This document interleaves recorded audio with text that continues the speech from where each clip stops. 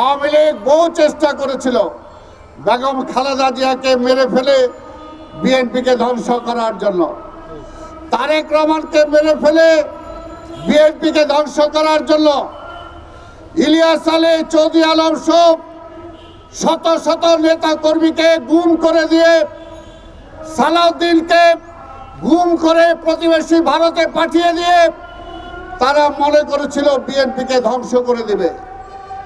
বিএনপির চুলও ছিঁড়তে পারে নাই, কারণ বিএনপি জনগণের জন্য আছে। বিএনপি ক্ষমতার জন্য রাজনীতি করে না।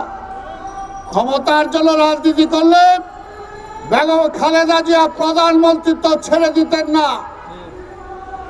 বিএনপি ক্ষমতার জন্য রাজনীতি করলে এই 5ই আগস্টে অন্যান্য রাজনৈতিক দল বলেছিল বিএনপি সহ জাতীয় সরকার গঠন করার জন্য, কিন্তু বিএনপি বলেছে না, আমরা নিরপেক্ষ সরকারের অধীনেই আমরা নির্বাচন করে ক্ষমতায় যেতে চাই, জনগণের অধিকার জনগণকে ফিরিয়ে দিতে চাই, বিনা ভোটে আমরা ক্ষমতায় যেতে চাই না।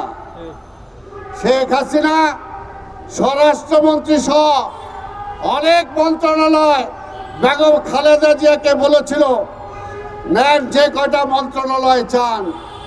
বেগম খালেদা জিয়া মন্ত্রণালয় চায় নাই, ন্যায়ও নাই।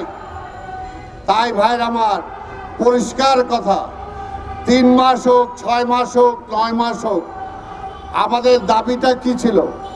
পরিষ্কার, যে আপনি সংস্কার করতে চান করেন, কি কি সংস্কার করতে চান বলেন।